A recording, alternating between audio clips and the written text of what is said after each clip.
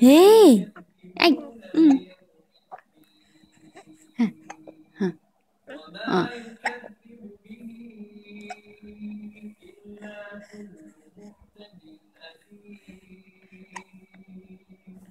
إذا تتلى عليه آياتنا قال أساطير الأولين